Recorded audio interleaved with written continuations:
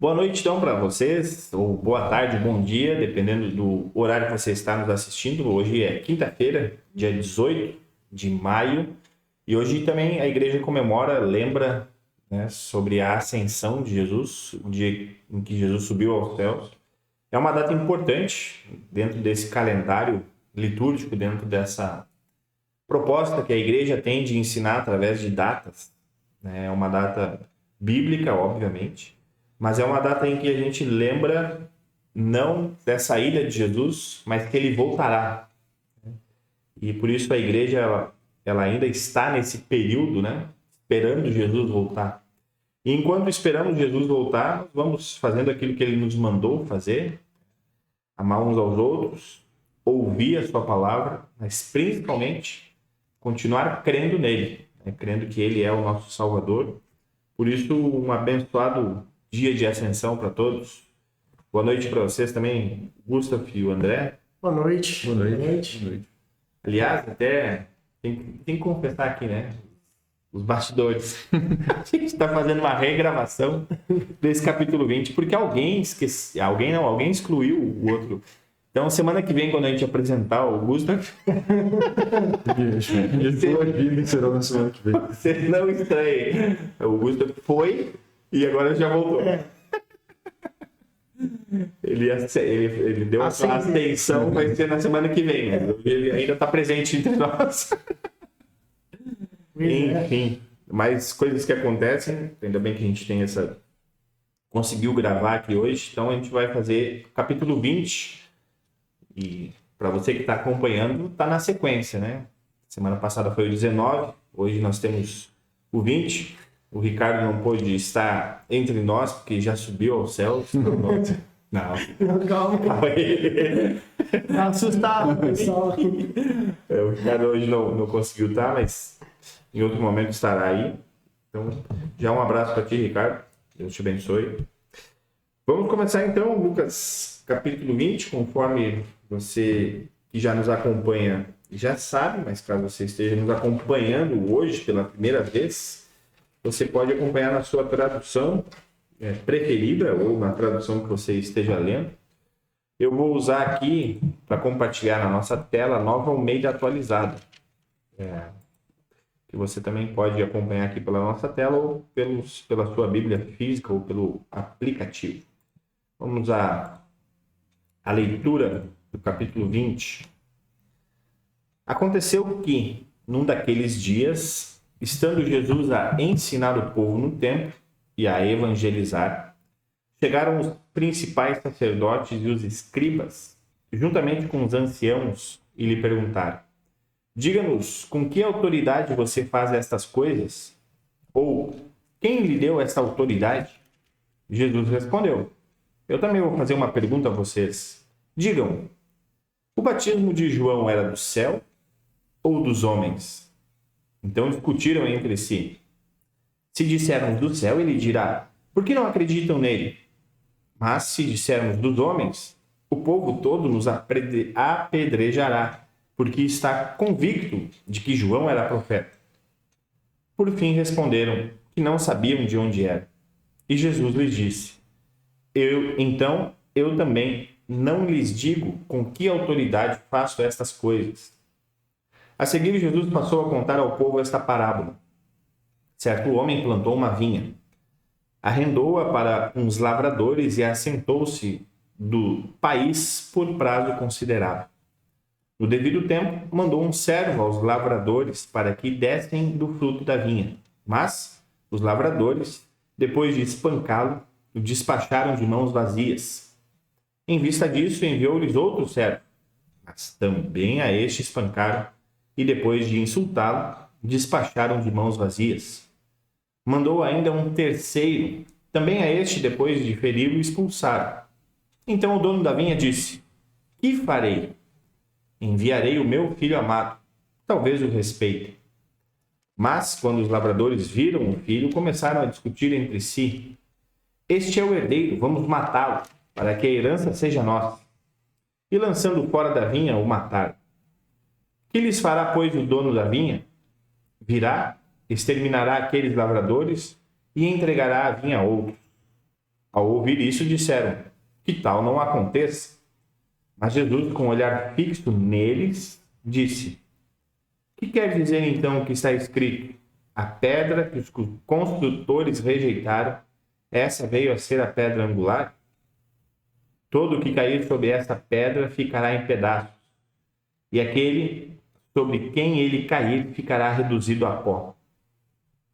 Naquela mesma hora, os escribas e os principais sacerdotes procuravam prender Jesus, porque entenderam que ele havia contado esta parábola contra ele, mas temiam o povo.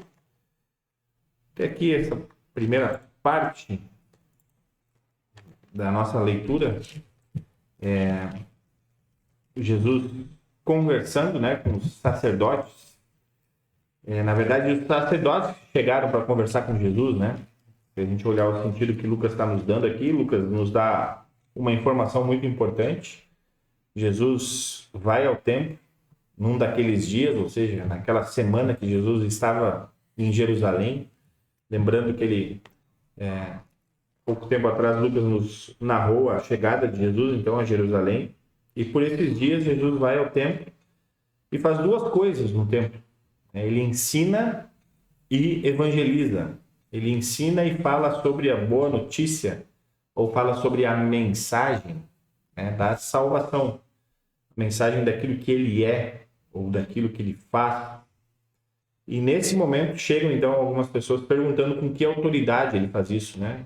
Com que autoridade ele fala sobre quem ele é, ou com que autoridade ele fala sobre aquilo que ele vai fazer, a sua obra, ou aquilo que ele faz.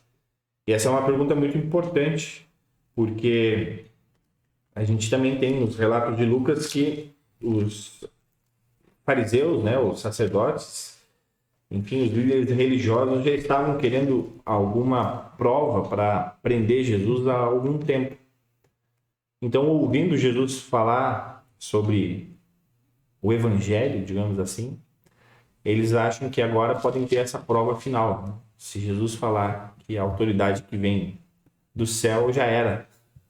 E se falar que a autoridade é dele, o pessoal não vai mais crer, né? Porque é só mais um. Ele não é Deus. Enfim. E aí Jesus responde com uma pergunta justamente para pegar eles nesse pensamento que eles queriam pegar Jesus. Se ele responder que é de Deus, a gente tem como prender. Se ele responder que não é de Deus, o povo não vai mais acreditar. E aí Jesus responde ele fazendo a mesma pergunta. A pergunta que eles estavam pensando, né? Na verdade. E aí ele pergunta: eu também vou fazer uma pergunta a vocês. O batismo de João era do céu ou dos homens? Interessante esse início, né? Não sei se alguém tem algum comentário sobre isso. Eu acho que só um link que é interessante fazer aqui. Na verdade, Lucas 19, né, o capítulo anterior, termina com a purificação do templo, né? E ali os principais, né, dos sacerdotes, os escribas, já procuravam um motivo para matá-lo, né? Então, e isso aqui é no dia seguinte, né? Aqui pelo Evangelho de Lucas não fica claro, mas no Evangelho de Mateus ele já faz esse link, né? Exatamente no dia seguinte, de manhã, ele vai ao templo. Os caras já estavam ali armando uma arapuca, né? A ideia era realmente... Vamos ver se ele vai voltar amanhã. Desde a sua entrada, na verdade, da ressurreição de Lázaro, depois que Lázaro ressuscitou, daí os fariseus ficaram bem... que o pessoal estava dizendo que ele havia ressuscitado Lázaro, né? E o pessoal começou a perseguir, ele arranjar fazer planos. E aí ele justamente, né, ele vai para Jerusalém, que era onde é que estava, digamos, o ninho dos fariseus, né?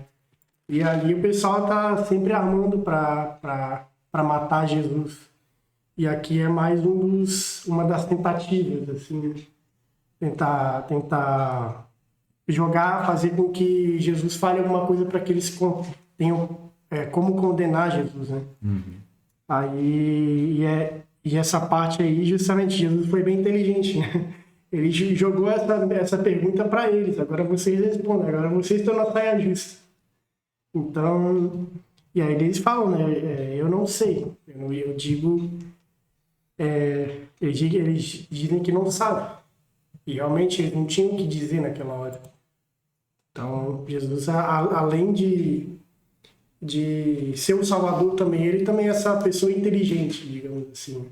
Uma pessoa que sabe sair de uma fria. Né? Não era hora ainda, né? Não era a hora ainda. Não é nada como responder uma pergunta com outra pergunta, né? Acho que até isso é uma característica, né? Não era uma ofensa daquela época, né?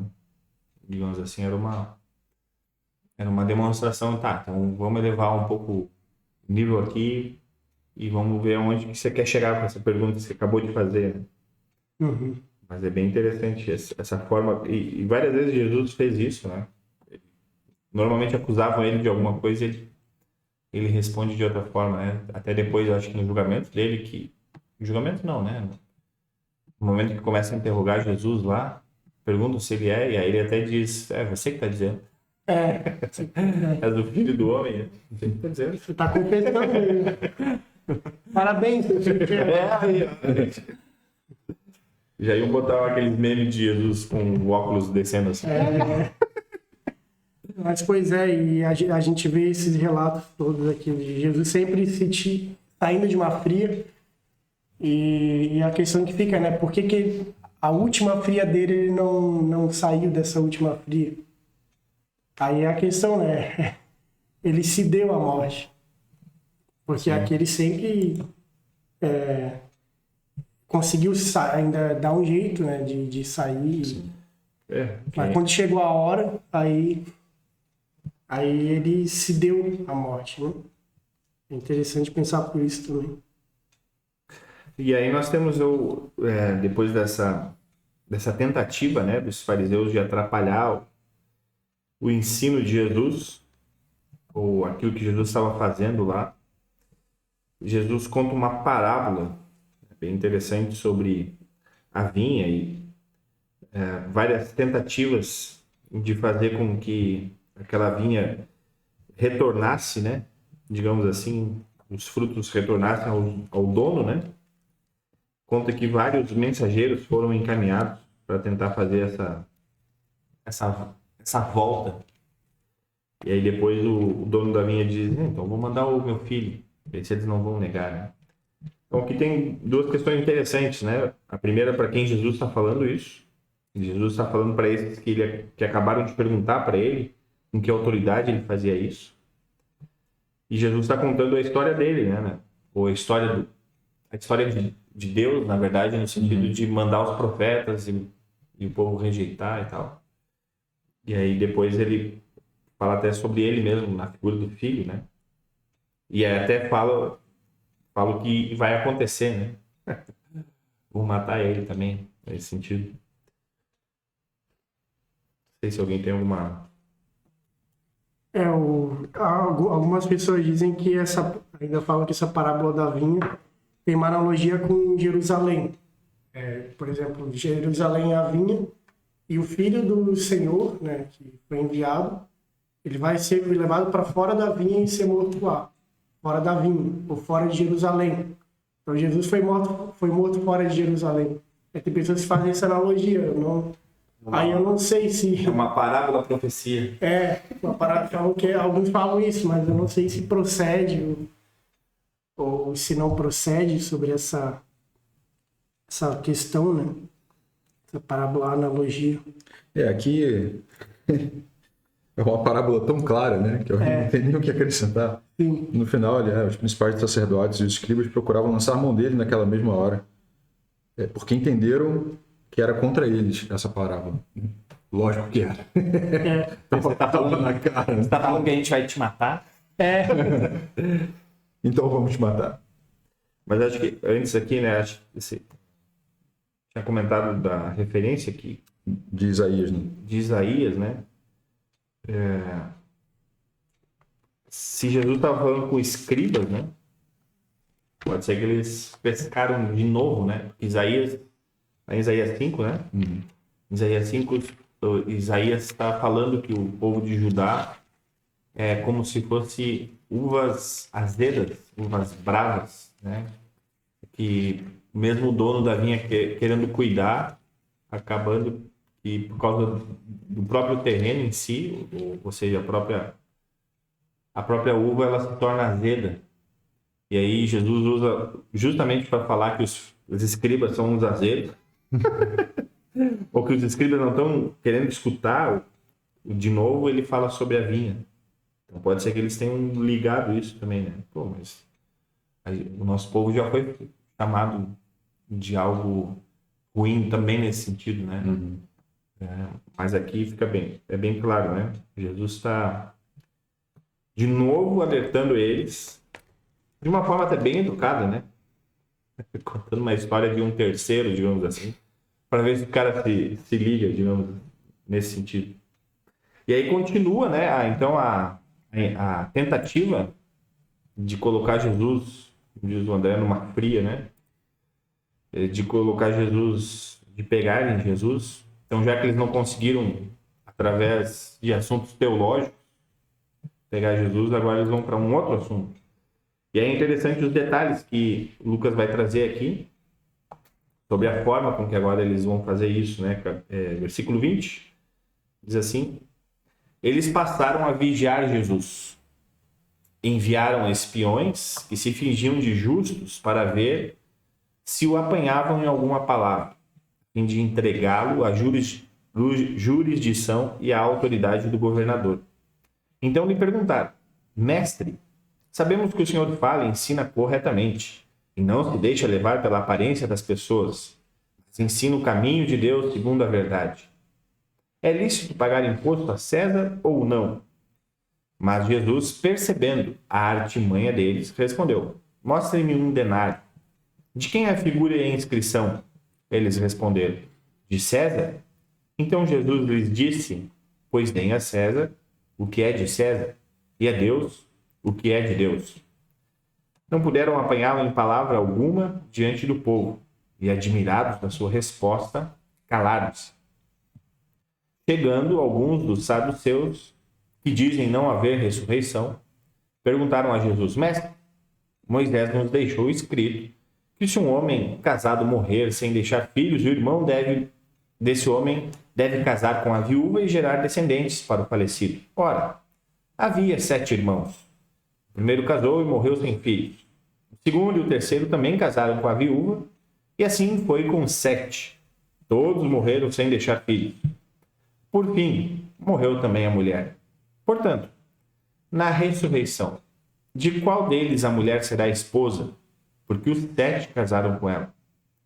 Jesus respondeu: os filhos deste mundo casam e se dão em casamento, mas os que são considerados dignos de alcançar a era vindoura e a ressurreição dentre os mortos não casam, nem se dão em casamento, pois não podem mais morrer, porque são iguais aos anjos e são filhos de Deus, sendo filhos da ressurreição, e que os mortos ressuscitam. Moisés o indicou no trecho referente à sarça, quando afirma que o Senhor é o Deus de Abraão, o Deus de Isaac e o Deus de Jacó. Ora, Deus não é Deus de mortos, e sim de vivos, porque para ele todos vivem. Então alguns escribas disseram: boa resposta, mestre, e não ousaram mais fazer perguntas a Jesus. Aqui esse trecho, né, são 2 perguntas feitas para Jesus, depois Jesus vai perguntar, mas aqui temos uma pergunta feita por alguns infiltrados, né? Porque os sacerdotes e os escribas não poderiam fazer uma pergunta dessa forma, né? Senão o povo poderia achar que eles estavam do lado do Império Romano. Mas, de novo, né? A gente comentou antes, já que a gente não conseguiu pegar Jesus em assuntos teológicos, né? Nesse sentido, vamos tentar pegar Jesus em assuntos, até o Lucas usa essa palavra, né? Jurídicos, ou a fim de entregá-lo à jurisdição. Vamos colocar Jesus contra os romanos, que assim é mais fácil, né? Já liquida de uma vez só. Se ele falasse que é lícito, aí a população ia estar contra ele. De novo, nem antes lá, né? Que autoridade? Sim. Se Jesus responde de uma forma, uma parte ia ficar e não ia mais crer nele, né? Não, esse cara aí se vendeu para Roma aí. Se ele fala que não é, aí, ó, romanos. Tá fazendo bagunça aqui. De novo, uma pergunta bem... E é interessante que nessas duas perguntas aqui, que Jesus faz no final, a resposta é que aqueles que perguntaram ficaram admirados. Sim. Ou seja, os caras foram com uma intenção de pegar Jesus, mas com a resposta eles... Ah, é verdade. Isso até é uma dica, às vezes, para nós, né? As pessoas perguntam algo, principalmente se a gente fala que é cristão, né? E aí, normalmente, pelo menos para mim, já aconteceu algumas vezes, a gente tá normalmente são pessoas que a gente não tem muito contato. E aí a pessoa logo pergunta algo polêmico sobre a igreja. Ah, o senhor é pastor, não sei o que, tá? Aí a conversa vai indo, vai indo. Ah, o que o senhor acha do casamento homossexual? Aí eu sei, cara, se eu responder tal coisa, ela vai poder falar disso de mim. Aí a gente dá uma enrolada assim no assunto, né? Pra falar de Jesus no final. Responde, dá César o que é de César. Não dá. Não dá pra falar isso.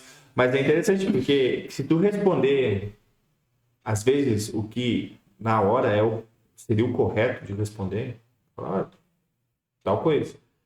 Você pode justamente justificar um pensamento errado que aquela pessoa tem. Eu respondendo certo, posso dar a ela a justificativa que ela precisa para continuar pensando da forma com que ela pensa. Agora, se eu der uma resposta diferente, ou ir por um outro caminho que mostre um outro sentido, a pessoa pode... E normalmente acontece isso. A pessoa nunca tinha pensado sobre isso. Nunca tinha analisado dessa forma. Pode ser que a pessoa nem concorde contigo, mas ela vai, pelo menos, te respeitar no sentido de faz sentido. Pode ser o que você crê, eu não, mas faz sentido. Então, às vezes, é uma boa dica de Jesus, né? Por 2 vezes aqui, no versículo 26, e admirados da sua resposta, calaram-se. E depois no 40, e não ousaram mais fazer perguntas a Jesus. Mas aí, desde criança, né, as pessoas se admiravam desde quando Jesus era criança, as pessoas se admiravam. Porque ele estava lá pregando para os mestres da lei, né? No templo. Então ali ele já demonstrava ter essa habilidade para falar, né? De ser uma pessoa inteligente, né? Sim. Conhecer as coisas. Sabedoria, né? Sabedoria. Tanto é que é interessante se a gente olha os escritos, principalmente Eclesiastes, né? É uma discussão, mas alguns referem-se à sabedoria que Eclesiastes fala lá, sendo o próprio Cristo, né? Digamos assim, existe uma sabedoria que é a qual a gente busca e pede, que quando o Eclesiastes fala sobre ela é uma personificação. Sabedoria em forma de uma persona, né? E aí alguns comentaristas fazem essa ligação com Jesus. E é interessante que quando ele faz esse tipo de coisa, a gente dá para notar, né? Pô, sabedoria que até os inimigos reconhecem. Até Pilatos, né? Ele chega a um ponto de mas que culpa tem esse cara aqui? Né? Qual que é porque o soldado romano também, né? No final das contas, acaba reconhecendo, né? Pô, esse aí realmente é Deus. E de certa forma, até faz sentido que ele saísse dessas sinucas, né? Das situações, para que as profecias se cumprissem, né? Tinha que ser traído, né? A cena final ali era de sendo traído para ser entregue, né? Então, se, entre aspas, né, ele escorrega aqui e dá motivo para ser preso, né? Não ia ter chegado a hora. Exato. Então, mal bem, ele só foi deixando a galera se acumular ali em ódio. E, cara, sangue todo aí, velho. E tem essa pergunta sobre imposto, né? Que, de novo, Jesus não está querendo aqui falar sobre economia, né? Mas ele tá deixando claro o que ele é, né? Se vocês estão perguntando essas coisas aí para me pegar, na verdade vocês não vão conseguir, porque o que é de Deus, ninguém pega. É Ele mesmo que se dá. É Ele que... As coisas que Ele vai fazer, digamos assim, que é o que Ele estava ensinando lá no início, né? Desse relato, desse dia seguinte de Lucas, desse outro dia de Jesus, antes da morte dele, é algo que Ele está dizendo, olha, Deus é o único que pode fazer algo. Não tem como alguém entregar para Deus alguma coisa que Ele já não tenha dado. Também vai dentro dessa resposta, né? E a resposta sobre a ressurreição lá é sempre é um texto bem complicado, né? Na verdade, complicado para nós, né? Porque a gente se atém à resposta de Jesus sobre não conhecer a esposa. Pô, como assim? Já coloquei várias vezes no Instagram que é ao infinito e além. E aí Jesus vem e diz que quando a gente viver na vida eterna, eu não vou... Como é que ele diz aqui? Não vamos nos dar em casamento. Já nem onde casar, nem ser dados em casamento. Jesus não é muito romântico. Jesus vai contra a hashtag infinito e além. Por isso que tá lá no texto, né? Até que a morte separe. Verdade. Mas enfim, aqui o foco é justamente falar para esses que não acreditavam. Era um grupo, né? Lembrando dos saduceus, era um grupo, dá para dizer, político, teológico, grupo religioso do próprio povo judeu, que não acreditava que haveria ressurreição, que morreu, acabou, Zé Fini, não tem mais o que fazer. Mas Jesus acaba utilizando de um argumento até que é bem lógico, né? Olha, se Deus é Deus de Abraão, Isaac e Jacó, como é que vai ser? Se esses estivessem mortos, por que ele precisaria falar que é o Deus deles? O texto é bem claro em dizer que ele é o Deus de Abraão, de Isaac e de Jacó. Então ele deixa bem claro, né? Deus não é Deus de mortos, mas sim de vivos. Então Jesus está respondendo eles, até que é uma pergunta bem ilógica, né? Será que eles também aqui inventaram algo, né? Porque, cara, coitado dessa... Se isso aqui foi verdade. Coitado da mulher. Cara, mulher que tem casado com 7, eu acho que eles exageraram na pergunta. Né? O meu avô teve 3, cara. Sim. Ficou viúvo, casou de novo, ficou viúvo, casou de novo. Cara. E aí? E agora, qual das 3 vai ser a esposa dele? Pô, boa pergunta. Vamos ver o que Jesus responde aí. Bom, Jesus é claro, né? Deixa bem claro aqui que, obviamente, esse entendimento que a gente não consegue saber como vai ser na vida eterna. Obviamente que vai ser muito melhor e vai ser algo que a gente não tem acesso ainda, né? Mas essa vida que nós vamos ter em Jesus, essa vida que a gente vai ter, literalmente, a palavra vida, a gente vai conseguir viver ela da forma perfeita. Que hoje a gente ainda vive a vida, mas com o tempero e a presença da morte. Sim. Então, isso na vida eterna não vai ter, né? Não vai ter a presença da morte. Então, a gente não tem como saber como é uma vida sem essa presença da morte. Na verdade, não tem como saber ainda como é a vida. Né? Né? A vida a gente só vai conhecer depois de morrer. Exatamente. A gente tem resquícios, né? Tem resquícios dessa vida, mas dentre todo, a maioria é sofrimento, é morte. Mas tem resquícios da vida a gente não consegue conhecer, né? Exatamente como vai. Por isso que Jesus fala que ele é a vida, né? Ou seja, se a gente quer... Aí a gente vai para aquela resposta que o professor deu lá, né? O que é vida eterna?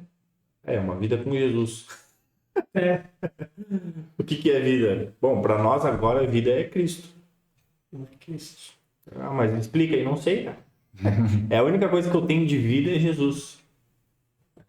E fora dele, a gente está morto, né? Até era algo que a gente estava comentando, essa questão de estar morto, né? Ontem. Estar morto é uma condição, né? Não é um fim em si. Então, se a gente não crê em Jesus, a gente vai estar morto eternamente. Então, essa é sempre um lembrete, né? Mas, enfim. Continuando aqui, agora Jesus vai fazer uma pergunta, né? Ele só respondeu perguntas, mas agora ele quer fazer uma também. Vamos ouvir essa pergunta de Jesus. Mas Jesus lhes perguntou: como se pode dizer que o Cristo é filho de Davi? Pois o próprio Davi afirma no livro dos Salmos: disse o Senhor ao meu Senhor: sente-se à minha direita, até que eu ponha os seus inimigos por estrado dos seus pés. Portanto, Davi o chama de Senhor. Então, como ele pode ser filho de Davi? Quando todo o povo estava ouvindo, Jesus disse aos seus discípulos: cuidado com os escribas que gostam de andar com vestes talares e muito apreciam as saudações nas praças, as primeiras cadeiras nas sinagogas e os primeiros lugares nos banquetes. Eles devoram as casas das viúvas e, para o justificar, fazem longas orações. Estes sofrerão juízo muito mais severo. Jesus termina com uma pergunta e depois com uma dica, né? Uma dica direta, na verdade, né? Jesus não deu nenhuma indireta aqui, ele foi direto e reto. Corram desses caras. Mas temos essa pergunta de Jesus, e aqui a gente pode novamente falar, aqui ainda ele está falando com essa liderança, né? Ou com esses grupos. Lembrando que aqui já tem vários grupos, né? Tem os grupos dos escribas, dos sacerdotes que foram, aí eles se retiraram um pouco, mas continuaram escutando. Aí depois chega um grupo desses infiltrados, né? Aí depois chega um outro grupo dos saduceus, fora o grupo de pessoas que já estava lá junto com eles. E aí Jesus então faz essa pergunta, né, que daria para dizer que mais direcionada a esses saduceus, né? Porque versículo 40 diz ali, não ousaram mais fazer perguntas e Jesus lhes perguntou. Diretamente aqui no texto não tem para qual desses grupos, mas pode ser direcionado ou aos saduceus ou a um outro grupo ou a todo mundo que estava ali, né? Mas ele faz essa pergunta também, que é uma pergunta meio que lógica. Como é que pode ser filho de Davi se veio recém agora? Desculpa, estou interrompendo. Pode. Puxei o Mateus aqui, né? Porque tem a mesma passagem. Ele pergunta aos fariseus. Aos fariseus, né? Reunidos os fariseus e interrogou Jesus. Como pode dizer que o Cristo é filho de Davi, pois o próprio Davi afirma no livro do Salmo. E aí Jesus faz uma citação que tá para esse... é para hoje, né? Salmo 110. Texto de hoje. E Davi o chama de Senhor. Então ele pergunta como pode ser filho de Davi. E deixa no ar a pergunta, né? Interessante que Jesus dessa não responde, né? Porque ele está perguntando para ele. E a resposta também não acontece. Uhum. Então deixou no ar e logo depois já dá uma... Se no capítulo 19 ele usou chicotes, ele dá mais uma chicotada, né? Se no capítulo 19 ele tirou tudo, né, meio que irritado lá com o que estavam fazendo, aqui de novo ele deixa uma fala dura contra esses líderes, né, dizendo que eles devoram as casas das viúvas e, para se justificar, fazem longas orações, se dando como importância, né? Jesus está dizendo, vocês querem ser mais importantes que a palavra de Deus. É sempre um alerta. Se alguém tem mais algum comentário aí sobre esses... Não, acho que só, na verdade, da passagem anterior, né? Talvez tentando explicar aqui a pergunta dele, né? Mas, pelo menos para mim, né, soa como uma referência mesmo dele sendo Deus, né? Sim. Referência de Jesus como descendência de Davi, mas sendo Deus, sendo chamado de de Senhor pelo próprio Deus. Filho de Deus filho de Davi é um título messiânico, né? Uhum. Quando se tem então o Messias, esse seria chamado ou é chamado de filho de Davi, né? Enfim, acho que seria isso, né? Esse final aí deixa a gente em alerta. Para os escribas atuais, né? Para os que usam vestes talares, atualmente. Pois é. Vocês se cuidem, viu? Não, mas é complicado. Mas esse é um alerta que, às vezes, até a igreja precisa ter com a sua liderança, né? Jesus aqui, ele está sendo enfático que eles acabavam sendo dessa forma porque eles estavam crendo mais neles mesmos ou naquilo que eles ganhavam sendo pessoas importantes, né? Do que a palavra de Deus, né? E às vezes isso é um cuidado que a igreja tem que ter com seus líderes, com seus pastores, né?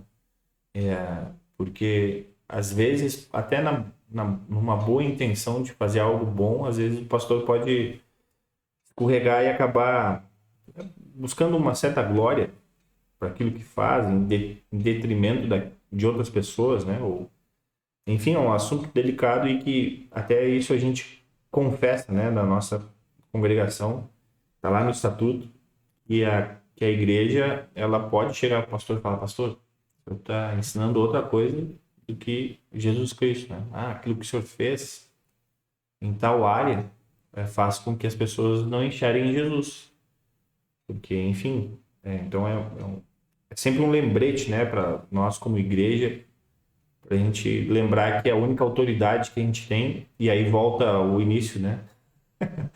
A única autoridade que a gente tem é Jesus. Uhum. E a partir dele é que todos nós temos a autoridade de falarmos aquilo que ele fez, né?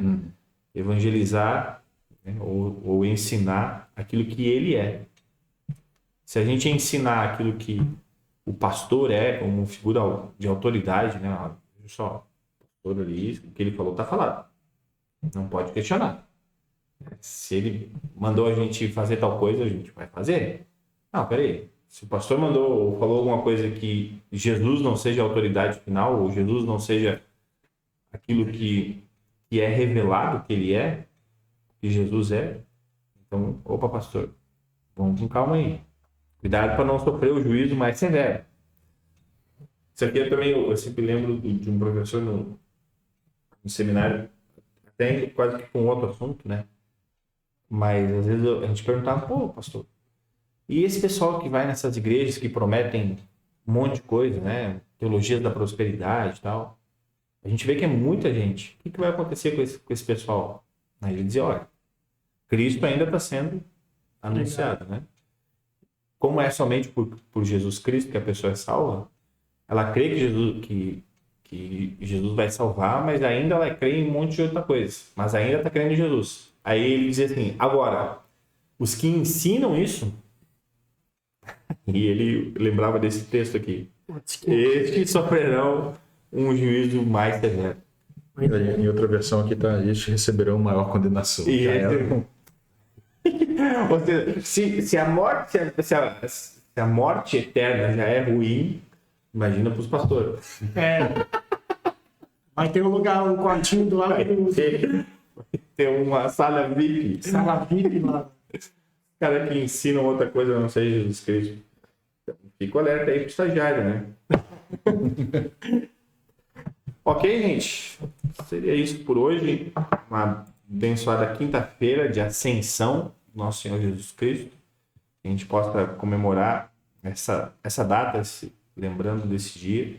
E até semana que vem. Lembrando que terça-feira, agora dia 23, a gente tem aqui na nossa congregação um momento de oração pela unidade cristã e a gente vai falar sobre a igreja perseguida. A gente vai também lembrar o domingo da igreja perseguida nesse momento, que vai ter representantes de outras denominações aqui. Então, é um assunto muito importante. Você está convidado a participar. Vai ser às 19 horas, dia 23, às 19 horas. E após, a gente vai ter comes e bebes aqui. Você pode também trazer um salgado, um doce, né, para compartilhar com os visitantes que estarão aqui. E quinta-feira da semana que vem também temos o capítulo 21, agora sim, com a apresentação do Gustavo, né? Minha primeira participação. A sua primeira participação vai ser semana que vem. Enfim, mas era isso. Hoje é pré-encarnação. Como pode ser filho de Davi? Se veio antes e agora. Enfim, boa noite. Boa noite. Fique com Deus. Boa noite. Até semana que vem.